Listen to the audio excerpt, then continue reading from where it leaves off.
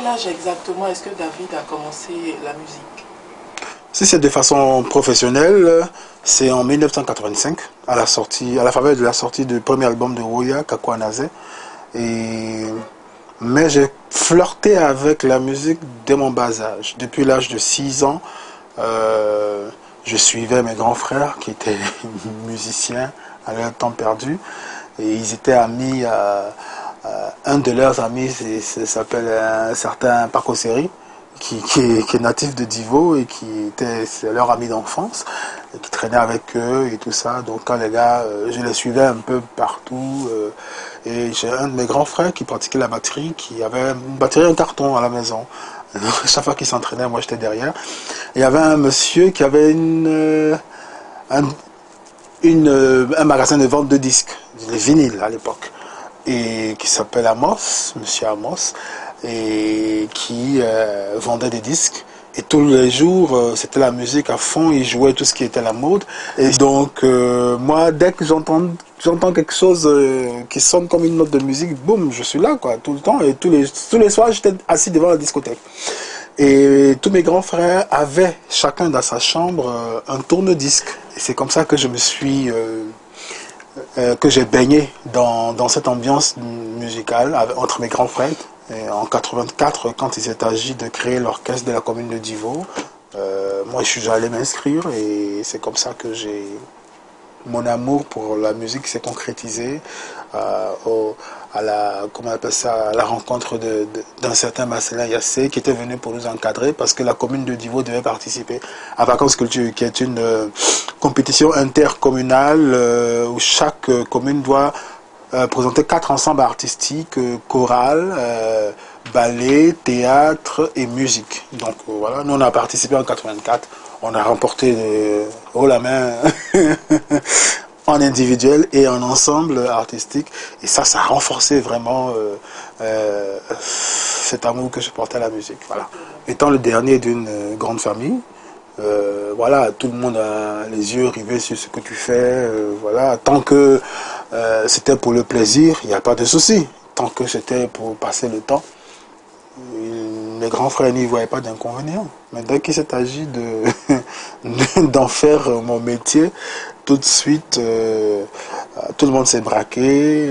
On m'a mis ce qu'on appelle entre griffes au fauteuil blanc. À la faveur de la rentrée scolaire 85-86, je passais en troisième. Je devais faire ma troisième. Et un matin, je dis, là, moi, je ne vais plus à l'école. Il me dit, quoi? Tu as dit quoi? Je dis, non, que vous avez bien entendu. J'ai dit, je ne vais plus à l'école. Alors, ça fait un boom dans la famille. Tous les grands frères ont été prévenus. La maman ne faisait que pleurer. Le dernier, il est toujours dorloté, chouchouté. Et en 1985, choisir de faire de la musique son métier, franchement, c'était comme un déshonneur pour la famille. Parce que c'est vrai, beaucoup d'artistes avaient donné une mauvaise image de ce métier noble, que je considère comme un métier noble. Beaucoup d'artistes n'ont pas donné le bon exemple. Donc les parents voyaient d'un mauvais œil leur fils embrasser cette carrière-là. Je dis, c'est maintenant ou jamais. Je sens que c'est maintenant que je dois le faire. Et puis en plus, bon, je vous apprends qu'on a enregistré un disque qui va sortir. Et donc, parce qu'en effet, on avait enregistré Kakouanazé au début des vacances. Et durant toutes les vacances 85, ce morceau a été choisi comme morceau imposé à Podium. Je les ai bravés parce que j'ai été obligé d'être rebelle en tout cas. Je ne le suis pas d'habitude, mais j'ai été obligé de me rebeller parce que c'est ce que j'avais envie de faire. Et je vous jure que si j'avais tourné mon regard vers ma mère pour la regarder, en fait, si j'avais croisé son regard, j'aurais changé de décision tout de suite. Parce qu'elle a passé tout son temps à pleurer. J'ai bravé ça. J'ai même pas tourné l'œil comme ça pour la regarder. Et donc, voilà. Et si c'était à refaire? Je le referai 1000 fois. Parce que je dis toujours que je suis l'une des personnes les plus heureuses au monde parce que je fais ce dont j'ai toujours rêvé, la musique. Est-ce que David a une autre passion? Ah, j'adore le cinéma, j'adore aussi le football. qu'il a déjà tourné dans un film? Oui, j'ai tourné dans ma famille, j'ai tourné dans l'histoire d'une vie. Et d'ailleurs, je dois retourner dans la saison 2. Vous voyez que je viens à peine même de prendre mon scénario, le scénario qui est là, vous voyez cette encyclopédie, c'est l'histoire d'une vie, acte 2, la suite. Et donc je dois tourner un grand rôle là-dedans. J'adore le cinéma. À part la musique, vraiment le métier que j'aime beaucoup, c'est le cinéma. Voilà. Et Dieu merci, j'ai eu la chance de faire des musiques de films. Comme Nafi, j'ai fait l'habillage, j'ai fait aussi l'habillage de l'histoire d'une vie. Et il y a un grand film qui est sorti en France qui s'appelle Le crocodile du Botswana, où il y a une de mes musiques qui a été utilisée aussi, tout ça. Donc tout ça, ça donne envie. C'est plusieurs cordes que j'essaye de... Voilà quoi. Alors, on sait que David, pour ce que nous savons personnellement, a eu dès le bas âge, on va dire assez jeune, des enfants. Quels sont ses rapports avec ses enfants? Oh, mes enfants, je les ai eus à 18 ans. Et nous avons grandi ensemble. Hein. Eux et moi, on a grandi ensemble. C'est plus que des enfants pour moi. Ce sont mes gars. Ce sont mes petits frères, ce sont mes gars. Et on s'entend à merveille. On bosse ensemble pratiquement tout le temps, puisqu'ils sont dans les métiers de la communication. Alors Guy Roland, lui, il est photographe professionnel, infographiste, publiciste.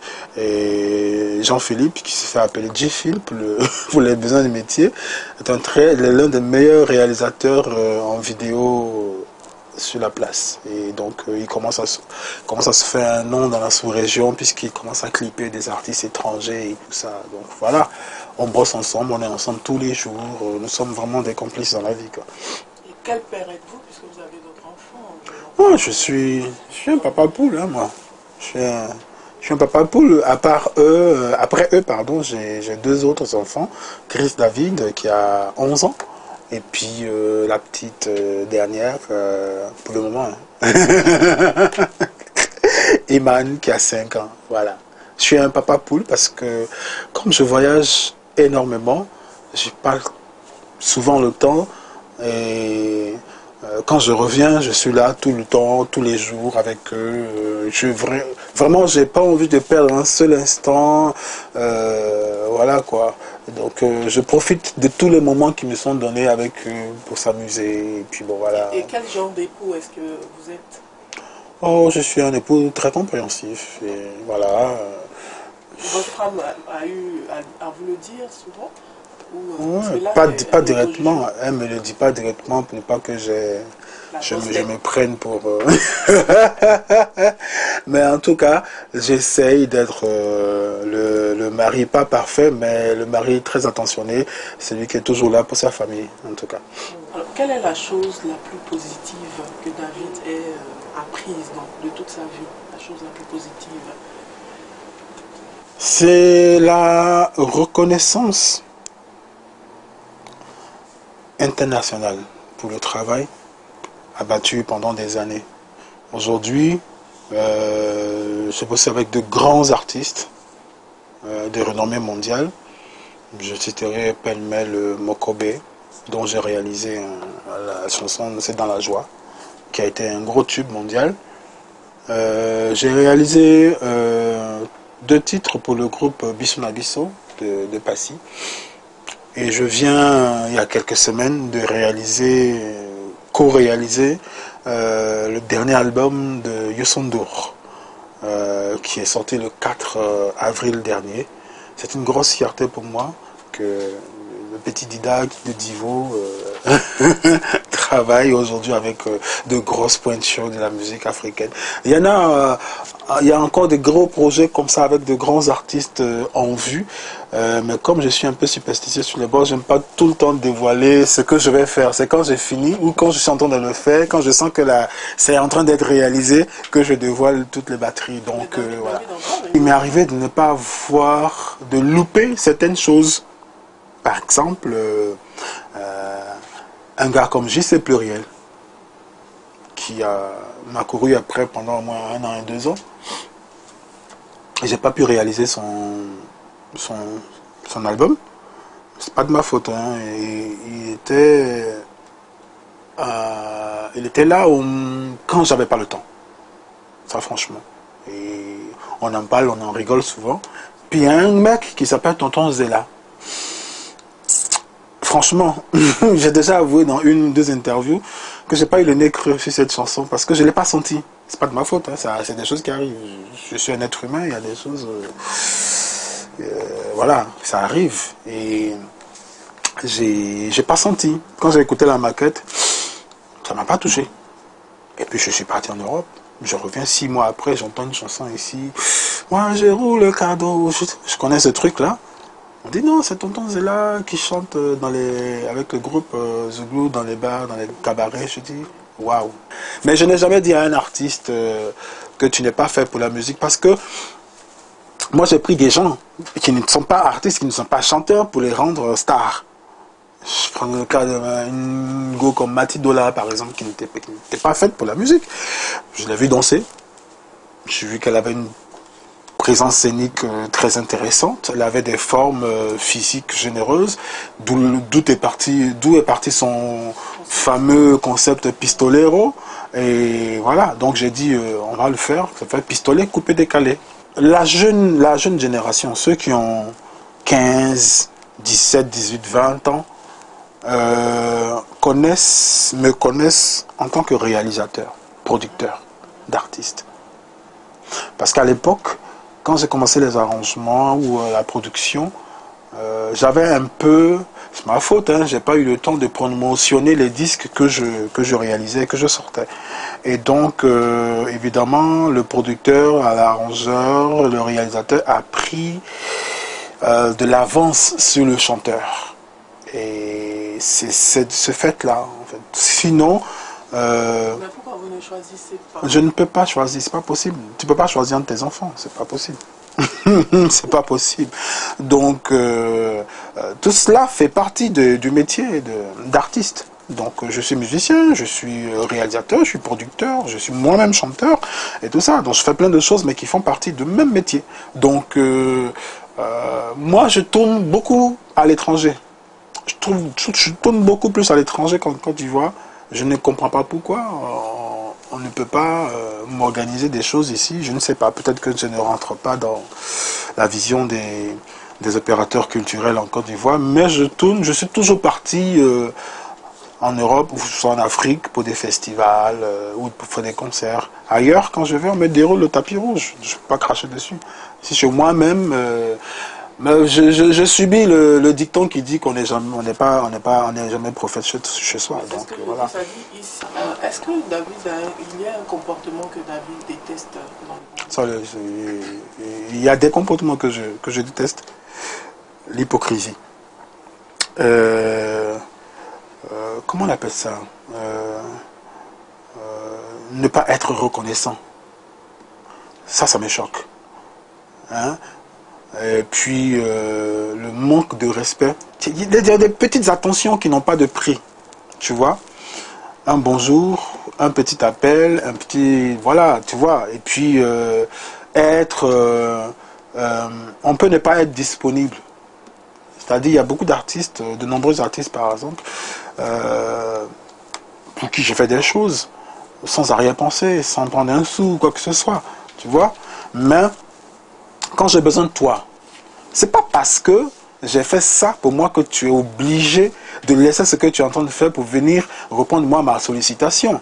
Tu me dis gentiment, ah, c'est un peu coincé parce que j'ai quelque chose à faire à cette période. Je comprends, mais il ne faut pas me dire oui et puis tu ne viens pas.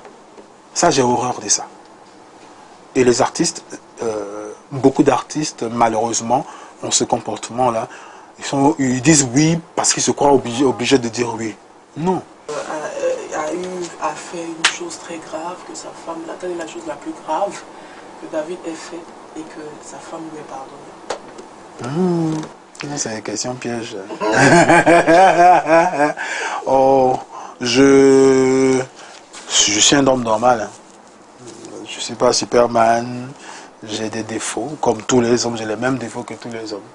Donc, H, grand H. Grand H, voilà. H. Grand H. Les défauts des hommes, Grand H. Et puis, voilà. moi je considère que je suis un homme grand H, hein. Mais il y a des choses qu'on fait, voilà, c'est arrivé aussi, oui, je ne suis pas parfait, donc il y a des choses qui se sont passées, qu'elle m'a pardonné, elle a cette force de caractère là, qui est de se mettre au-dessus de beaucoup de choses, elle sait qu'elle est mariée à un homme public, et aussi il y a beaucoup de racontards, il y a plein de gens qui se croient obligés de venir raconter, on a vu ton mari ici, on a vu ton mari là, mais bon, je crois que moi, ma femme, je l'ai coaché dès le départ pour faire, je l'ai fait, je l'ai coaché pour se mettre au-dessus de beaucoup de choses, parce que dans notre métier, il y a tellement de ragots, il y a tellement de mensonges, il y a tellement de jalousie, il y a tellement de mauvaises personnes que je lui ai dit, tu épouses un mec qui est dans un monde bizarre. Et donc, tu vas entendre des choses bizarres, tu verras des choses bizarres, tu entendras plein de... Je veux dire un gros mot. Je l'ai formaté pour faire face à toutes ces attaques-là. Pas pour se sentir libre de pouvoir... Non, non, non, pas du tout. Pas du tout. Pas du tout. C'est pouvoir, justement pouvoir faire face à ça. Et donc, les provocations, elle en a subi. Les mensonges, les racontas, plein de choses. Elle-même, d'autres, il y a des gens qui l'ont prise pour une autre personne. Donc, il y a plein de choses. On vient lui dire, ah, la femme de David Taïro, pourtant, c'est la femme de David Taïro qui est en face, à qui on est en train de dire que la femme de David Taïro fait ci, elle est comme ça, elle est comme ci. Donc, elle en rit parce que je l'avais déjà préparé à tout ça. Voilà. Ce qui fait qu'aujourd'hui, elle a une force de caractère de se mettre au-dessus de beaucoup de choses. Comme je le chante dans mon nouvel album, à 90%, les thèmes que j'ai employés pour écrire les chansons, c'est l'amour. J'ai constaté que le monde manque d'amour aujourd'hui. Je parle de l'amour avec grand A, pas entre femmes et puis garçons. Je veux dire l'amour fraternel, l'amour parental. J'ai l'impression que plus le monde évolue, l'humanité régresse. J'ai l'impression qu'on se retrouve 10 000 ans en arrière, ou au temps des hommes à l'état sauvage. Je ne comprends pas beaucoup de choses aujourd'hui. Toutes les choses évoluent, et puis le comportement humain régresse. Vous voyez ? J'espère que vous comprenez un peu ce que je veux dire avec tout ce qui se passe autour de nous, les guerres, les guerres de religion qu'on invente pour séparer les gens. L'homme a toujours, les êtres humains ont toujours vécu en parfaite harmonie, quelle que soit la race, quelles que soient les religions, quelles que soient toutes les convictions qu'on a. On a toujours vécu comme ça. Mais pour des intérêts politiques, les gens font... ils s'immiscent, ils divisent pour mieux régner. Ok? Et c'est ce qui se passe aujourd'hui. Et donc, quand on entend dans tel pays, ouais, guerre entre chrétiens et musulmans, pour moi, ce sont des histoires. C'est régressé. Et donc, c'est ce que je chante essentiellement dans mon dernier album, que le monde manque d'amour. Et ça, c'est une grosse plaie. Il faut qu'on se mette ensemble, il faut qu'on s'aime entre nous pour qu'on puisse avancer. Voilà. Donc si je devais changer le monde d'une baguette magique, vraiment, c'est l'amour que j'installerai dans tous les cœurs et dans toutes les âmes. Alors,